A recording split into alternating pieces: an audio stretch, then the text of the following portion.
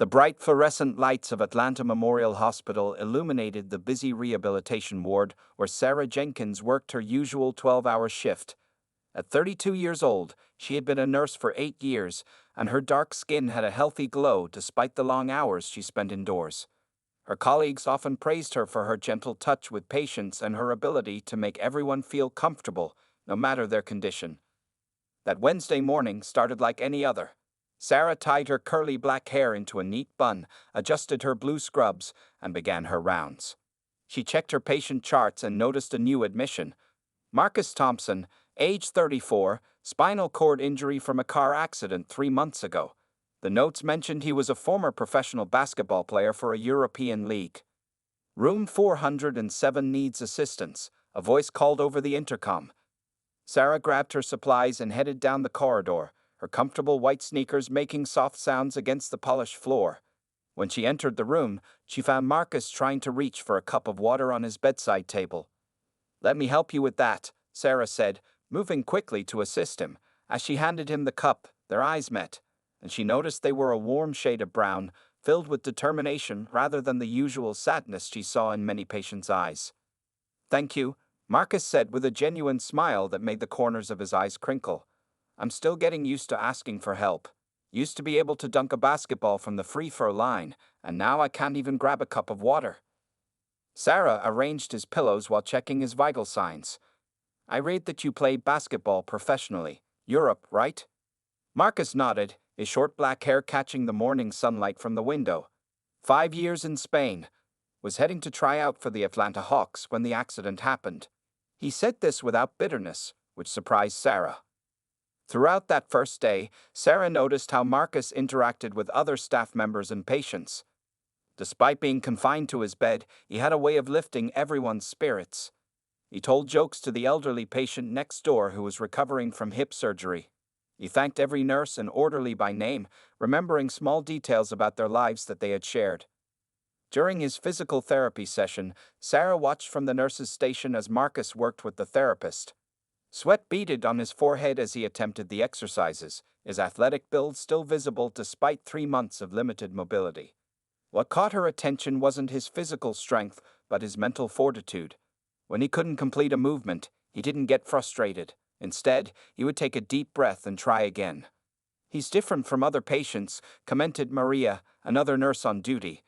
"Most people in his situation are angry at the world." Sarah agreed, finding herself drawn to check on room 407 more often than necessary. During her afternoon rounds, she found Marcus reading a book about motivational speaking. "Future career plans?" she asked, checking his IV line.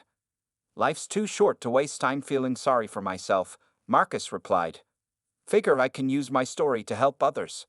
Besides," he added with a playful wink, "I've got a pretty good nurse helping me get better." Sarah felt her cheeks warm at his comment, and she busied herself with adjusting his charts. In her 8 years of nursing, she had maintained strict professional boundaries with patients. But something about Marcus was different. It wasn't just his handsome face or his athlete's build. It was his spirit, unbroken despite everything he had lost. As her shift ended that evening, Sarah couldn't stop thinking about Marcus's smile and his positive attitude. She reminded herself that he was just another patient, that getting personally involved was unprofessional. Yet as she drove home in her reliable Honda Civic, watching the Atlanta skyline fade in her rearview mirror, she knew this patient would be different. She didn't know then that this ordinary Wednesday would mark the beginning of an extraordinary journey, one that would challenge everything she thought she knew about love, ability, and the power of the human spirit. 3 weeks passed since Marcus Thompson's arrival at Atlanta Memorial Hospital. Sarah Jenkins found herself looking forward to her shifts more than ever, especially when they coincided with Marcus's physical therapy sessions. She kept telling herself it was just professional interest, but deep down, she knew it was more than that. One afternoon, while helping Marcus with his lunch, he asked the question that would change everything. "Sarah, I know this might sound strange coming from a patient, but would you like to have coffee with me once I'm discharged next week?" Sarah nearly dropped the water pitcher she was holding. Her heart raced, but her medical training kicked in. "Marcus, I don't usually." I know," he smiled, his brown eyes twinkling. "You don't date patients. But next week, I won't be your patient anymore. I'll just be a guy in a wheelchair asking a beautiful woman for coffee. That evening, Sarah called her best friend Lisa for advice. She paced around her small apartment, phone pressed to her ear. Girl, are you crazy? Lisa's voice crackled through the speaker. Dating a disabled man? What about your future? What will your mama say?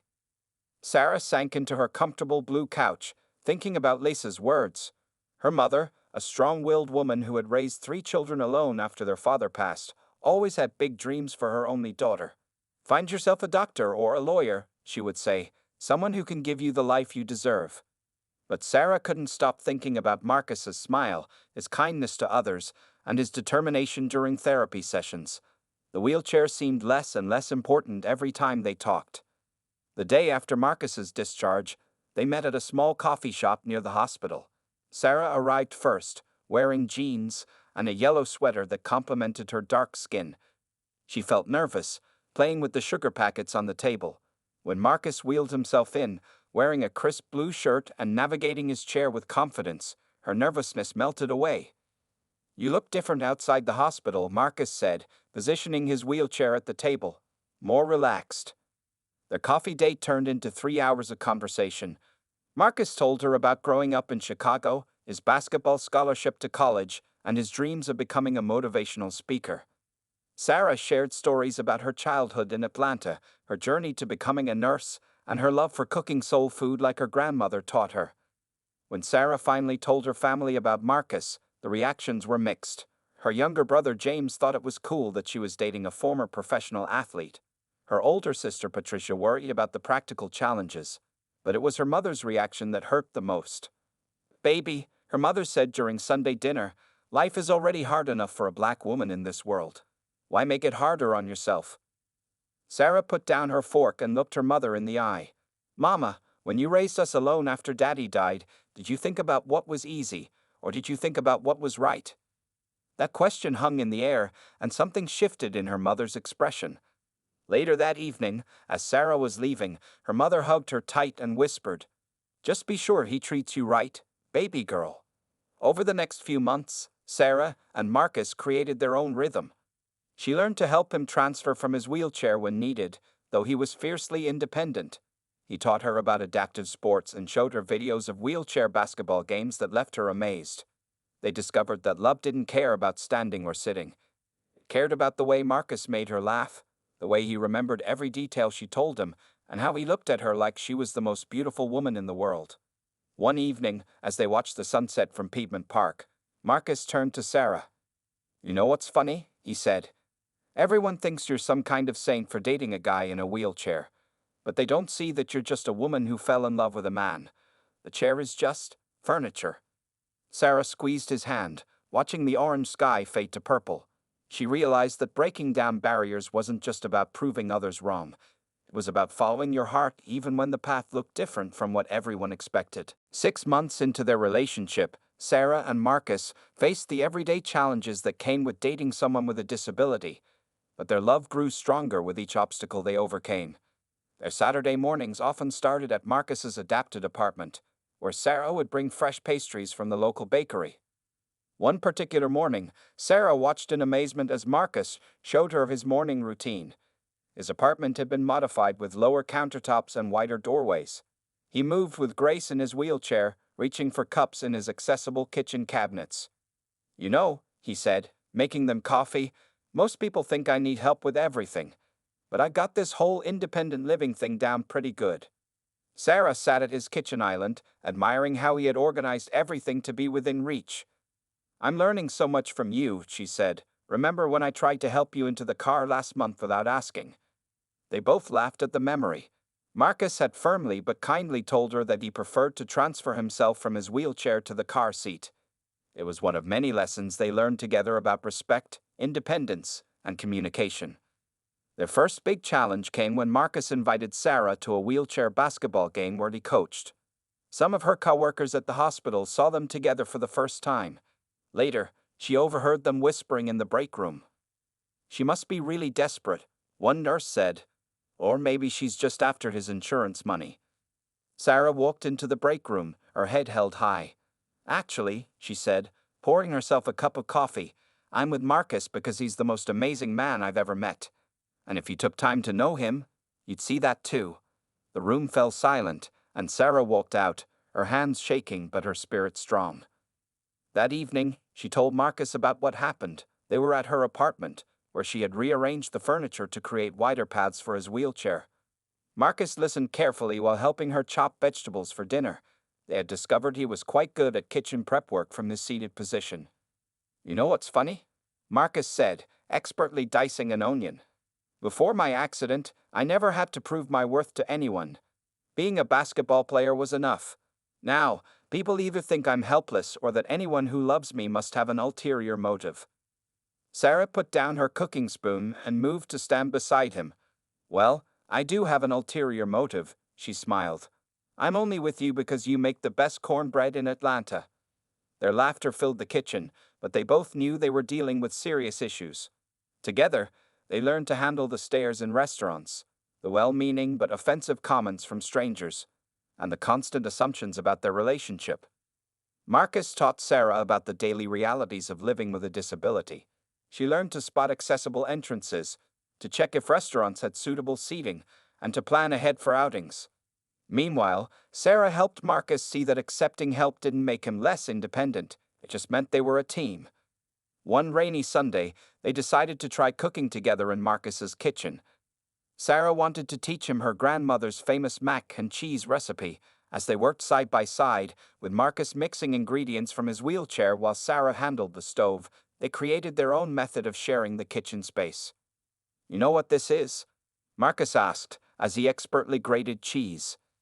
"This is just like any other couple figuring out how to live life together. We just do some things differently." Sarah looked at him, her heart full of love. She saw how far they'd come from that first meeting in the hospital. Now, helping him was no longer about being a nurse. It was about being a partner. And Marcus had shown her that true strength wasn't about physical ability, but about facing life's challenges with courage and grace. That evening, as they enjoyed their perfectly baked mac and cheese, Sarah realized something important. While the world saw them as an unusual couple, a black woman and a disabled man, they had created their own normal. It wasn't always easy, but it was real, it was honest, and it was filled with more love and laughter than she had ever thought possible. Marcus Thompson had been planning this moment for 3 months. He knew proposing to Sarah Jenkins would need to be special, but he wanted it to be more than just special. He wanted to show her family that his disability wouldn't stop him from being the man Sarah deserved.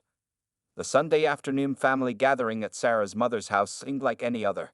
The smell of fried chicken and collard greens filled the air, and Sarah's family was all there: her mother Dorothy, her sister Patricia with her 2 kids, and her brother James. What Sarah didn't know was that they were all in on Marcus's plan. For weeks, Marcus had been working with his physical therapist, John, practicing with special leg braces that would allow him to stand for short periods. The pain was intense, and there were days when he wondered if he could do it. But every time he thought about Sarah's smile, he pushed himself harder. "You sure about this?" James asked Marcus quietly in the bathroom, helping him attach the braces under his pants. "Sarah loves you just as you are, man."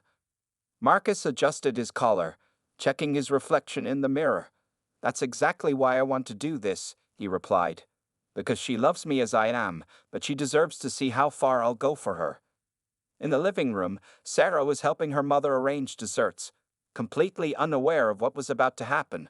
Her sister Patricia kept finding excuses to keep her busy in the kitchen, while James and Marcus's physical therapist, John, quietly set up a special platform in the backyard. Dorothy watched through the window as the men worked.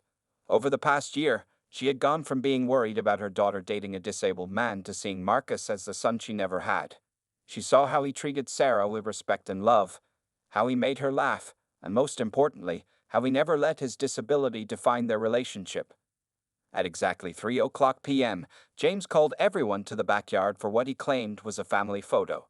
The autumn Atlanta sun was warm, and the trees were showing their first tints of gold and red. Sarah's young niece and nephew could barely contain their excitement, knowing what was about to happen. As the family gathered, Marcus wheeled himself onto the special platform they had built. Sarah stood next to him, smiling for what she thought was just a photo. Then Marcus pressed a button on his wheelchair, engaging its brakes. "Sarah, he said, his voice strong despite his nerves. "There's something I need to say to you."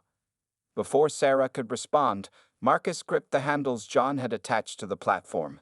Slowly, using all the strength he had built up over months of secret practice, he began to push himself up.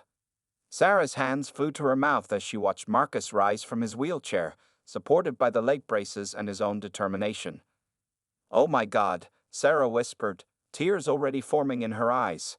The family watched in emotional silence as Marcus stood, shaking slightly but stable, looking directly into Sarah's eyes. "Sarah Jenkins," he said, his voice trembling just a little, "when I woke up in that hospital bed months ago, I thought my life was over. Then you walked into my room, and you showed me it was just beginning." He reached into his pocket with one hand, while holding onto the support with the other, and pulled out a small velvet box. "You never saw my wheelchair as something that defined me. You saw me, just me. You fought for us when others doubted, you learned with me when things were hard, and you loved me without conditions." Marcus opened the box, revealing a beautiful diamond ring that sparkled in the sunlight. "I'm standing here today because I want you to know that I will always fight just as hard for you, for us. Sarah Jenkins, will you marry me?" Sarah was crying freely now, mascara running down her cheeks. "Yes," she managed to say through her tears. "Yes, yes, yes."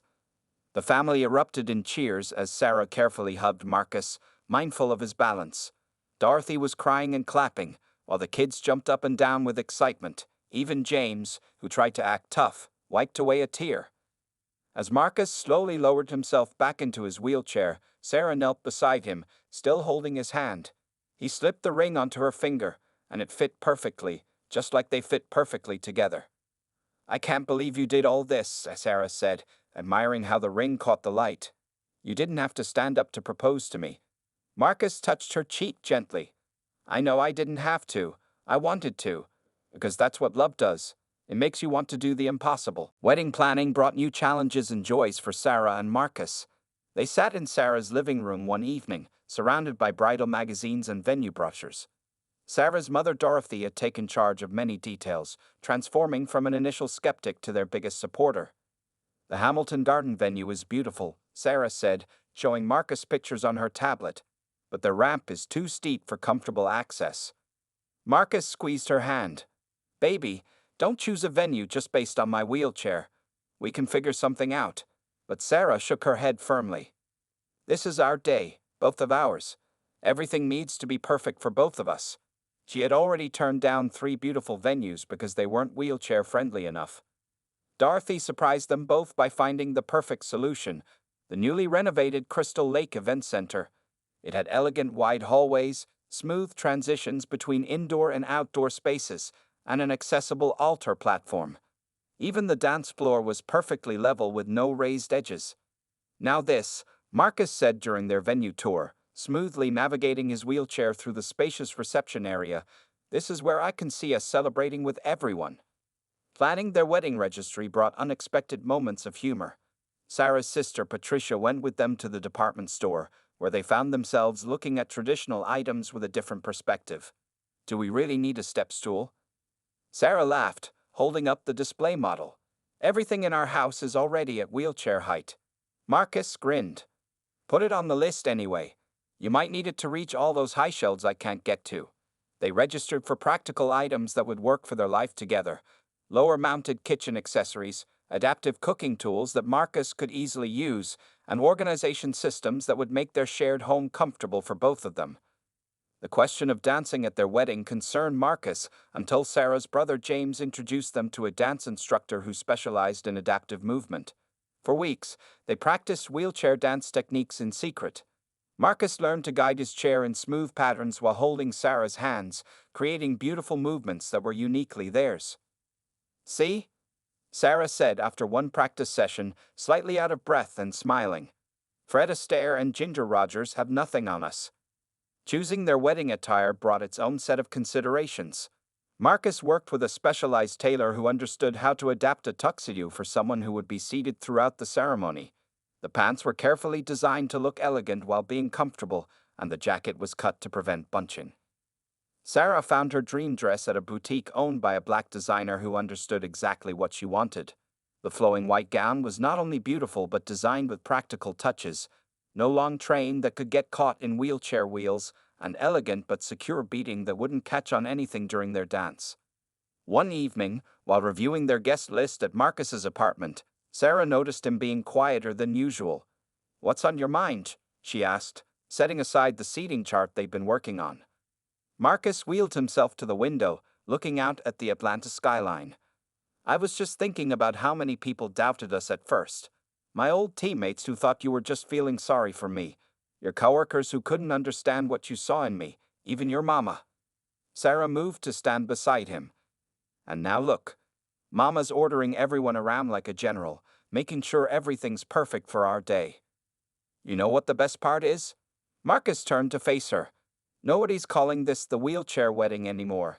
They're just excited to see Marcus and Sarah get married." Dorothy had indeed become the unofficial wedding planner, coordinating with vendors to ensure everything was accessible while still being elegant. She'd even insisted on personally testing every path Marcus would need to take during the ceremony.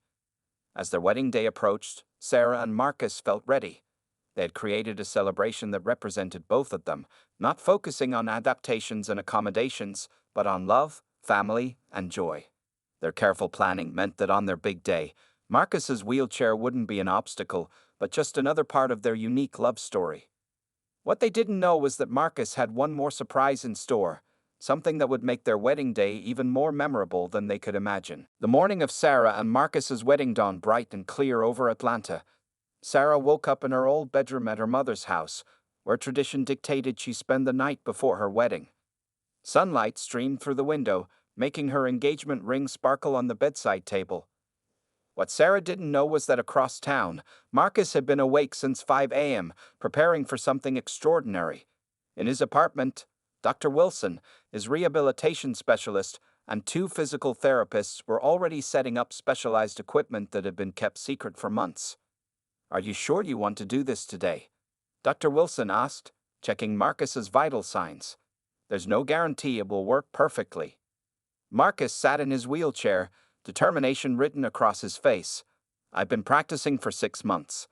Today's the day. Sarah deserves to see what her love has inspired me to do."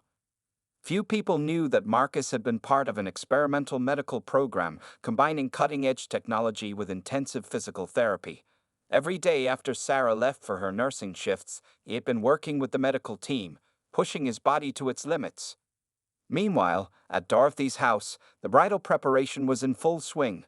Sarah's sister Patricia was doing her makeup, while her best friend Lisa worked on her hair. Her mother kept walking in and out of the room, checking that everything was perfect. "Mama, sit down before you wear out the carpet," Sarah laughed as Dorothy rushed past for the 10th time that morning. "Baby, it's not every day my beautiful daughter gets married," Dorothy replied, pausing to look at Sarah in the mirror. "And I want everything to be perfect for you and Marcus." Sarah's thoughts drifted to Marcus. She hadn't seen him since yesterday, following the tradition of staying apart the night before the wedding. She smiled, remembering how he had kissed her goodbye, saying he had some special preparation to do for their big day. What she couldn't know was that Marcus was at that moment going through final tests with his medical team. The experimental device they had been working with was a combination of advanced braces and neural stimulation, designed to help people with spinal cord injuries stand and take steps. "Your vitals are good," Dr. Wilson said, checking the readings. "The device is responding well to your nerve signals. Remember, if anything feels wrong during the ceremony, just press the switch and the wheelchair backup system will activate immediately." Marcus nodded, concentrating on the sensations in his legs. 6 months of secret therapy, countless hours of practice, all for one perfect moment. The device was hidden under his specially designed tuxedo pants, undetectable to anyone who didn't know it was there. Back at Dorothy's house, Sarah was finally putting on her wedding dress. The white fabric flowed perfectly, just as they had planned. Her mother stood in the doorway, tears in her eyes. "Sarah," Dorothy said softly, "I need to tell you something. When you first started dating Marcus, I was worried. I thought life would be too hard for you. But watching you 2 together this past year, baby, you taught me what real love looks like." Sarah carefully hugged her mother, trying not to wrinkle her dress. "Mama, Marcus taught me that too. He showed me that love isn't about what a person can or can't do. It's about who they are in their heart. As the morning progressed, both Sarah and Marcus prepared for their big moment, each holding their own secrets. Sarah had arranged for gospel singers from her church to surprise Marcus during the ceremony. And Marcus, well, his surprise would change everything. The bridal party gathered in the church's preparation room. Sarah's young niece, the flower girl, twirled in her purple dress while the bridesmaids made final adjustments to their matching gowns. 5 minutes. The wedding coordinator called through the door. Sarah took a deep breath, looking at herself one final time in the full-length mirror. Her white dress was perfect, her makeup flawless, and her heart full of love. She had no idea that in less than an hour, she would experience a moment that would leave everyone in the church speechless. "It's time," Dorothy said, holding out Sarah's bouquet of white and purple roses. Neither mother nor daughter knew that this wedding was about to become more memorable than anyone could have imagined. The Crystal Lake Event Center's main hall was filled with 200 guests, all waiting for the ceremony to begin. The afternoon sun streamed through stained glass windows, creating colorful patterns on the white-covered aisle. Sarah stood just outside the main doors with her mother Dorothy, her heart beating fast with excitement. Inside, everyone expected to see Marcus in his wheelchair at the altar. Instead, the space where he should have been was empty. A quiet murmur of confusion spread through the crowd. "Where's Marcus?" Sarah whispered to her brother James, who was supposed to walk her down the aisle. But before he could answer, the wedding coordinator gave them the signal to wait. At the back entrance of the church, hidden from the guests and Sarah, Marcus was making final adjustments with Dr. Wilson and his medical team. The experimental device under his tuxedo pants was activated, and he could feel the familiar tingling sensation in his legs. "Remember," Dr. Wilson whispered, "take it slow. The device will help you walk, but you need to focus on each step." Marcus nodded, his hands shaking slightly as he gripped the specially designed canes that would help him balance. They looked like elegant walking sticks, matching his tuxedo perfectly. No one would know they were actually sophisticated mobility aids. The wedding music began to play. As planned, Sarah waited for her cue. But instead of the traditional bridal march, a different piece of music started, one they hadn't rehearsed. The doors at the back of the church opened. Gasps filled the room as Marcus appeared, standing tall. Dr. Wilson and a therapist stood discreetly behind him, ready to help if needed, but Marcus was determined to do this on his own. Sarah's mother grabbed her arm. "Baby, wait," she said softly. "Look." Sarah turned, and her hand flew to her mouth. Tears immediately filled her eyes as she watched Marcus take his first step into the church. The wedding guests stood in amazement.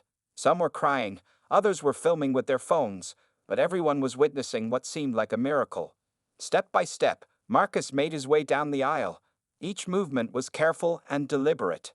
Sweat formed on his forehead from the effort, but his face showed nothing but joy. He had practiced this walk hundreds of times in secret, but now, with everyone watching, it felt different. It felt like victory. "He did this for you," James whispered to Sarah, who was openly crying now. Her carefully applied makeup was running, but she didn't care. All she could see was Marcus, the man who had told her he would do anything for her, proving it in the most incredible way. When Marcus reached the altar, he turned to face the back of the church. Patricia quickly helped fix Sarah's makeup, and then it was her turn to walk down the aisle. The traditional bridal march began to play. Sarah floated down the aisle on James's arm, her eyes never leaving Marcus. He stood there, supported by his walking aids, tall and proud. When she reached him, she couldn't help but reach out and touch his face, making sure he was really standing there. "Surprise," Marcus whispered, his voice thick with emotion. "I wanted to stand beside you as we start our life together." The minister stepped forward, smiling at the couple. "Dearly beloved," he began, "we are gathered here today to witness not just the union of two hearts, but the power of love to inspire us to achieve what seems impossible." Throughout the ceremony, Marcus remained standing. The device hidden under his clothes worked perfectly, though only a few people knew it was there. To most of the guests, it simply looked like a man standing with the help of canes, but it was so much more than that. When it came time for the vows, Marcus spoke first. "Sarah," he said, his voice carrying through the church, "when I met you, I was a man who thought he would never stand again.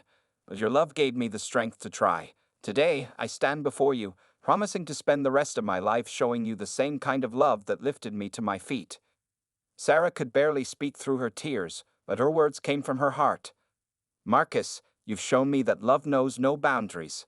Standing or sitting, you are the strongest, most beautiful soul I've ever known. I promise to love you, support you, and stand by you every day of our lives. The church erupted in applause and cheers as they were pronounced husband and wife. Marcus had done more than just stand up. He had shown everyone present that love truly could work miracles. 2 years after their incredible wedding, Sarah and Marcus Thompson's story had touched millions of lives. Their wedding video, showing Marcus's surprise walk down the aisle, went viral on social media, gathering over 10 million views. But for the couple, their real story was about what happened after that magical day. They sat in their adapted home's sunny kitchen one morning, Marcus in his wheelchair and Sarah making breakfast. The experimental device that helped him walk at their wedding had led to something bigger than they ever imagined. "Can you believe it's been 6 months since we opened the center?" Sarah asked, placing a plate of pancakes on their accessible height table. The Thompson Rehabilitation and Research Center had become their shared dream, combining Marcus's experience as a patient with Sarah's medical knowledge. Marcus smiled, remembering how it all started. After their wedding made headlines, medical companies reached out to them. The device that helped him walk caught the attention of major research facilities. Instead of keeping the technology to themselves, they decided to help others access it. Yesterday, little Tommy took his first steps with the new device, Marcus said proudly. He now worked as a motivational speaker and patient advocate at their center, while Sarah split her time between nursing and managing their foundation. Their home office wall was covered with thank you letters from families they helped. Some were from patients who learned to walk again, others from couples who found hope in their love story. But their favorite photo showed their latest blessing, an ultrasound picture held by a small magnet. Sarah touched her growing belly, now 5 months pregnant. The doctors had assured them that Marcus's spinal cord injury wouldn't affect their ability to have children. Their baby girl was due in summer, and they had already started adapting the nursery to be accessible for both parents. "Remember when people said our life would be too complicated?" Sarah asked, sitting down beside Marcus. "Now look at us, running a foundation, helping others, and starting our own family." Their success hadn't come without challenges.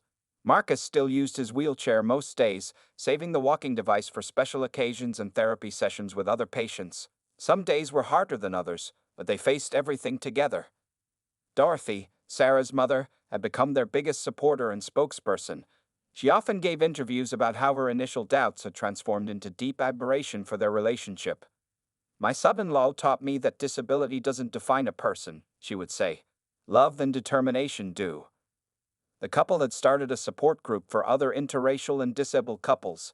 Every month, they hosted meetings at their center, sharing their experiences and helping others navigate similar challenges.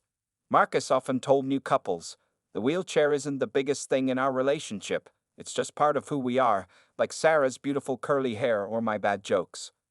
Their foundation worked with hospitals across the country, helping provide advanced mobility devices to patients who couldn't afford them. Sarah's medical background proved invaluable in understanding both the technical and emotional aspects of rehabilitation. One afternoon, while watching Marcus work with a young patient learning to use the walking device, Sarah remembered their wedding day. "You know," she said later, "when you stood up at our wedding, everyone called it a miracle, but the real miracle was everything that came after, all the lives we touched, all the people we've helped." Marcus reached for her hand. "The real miracle was finding you.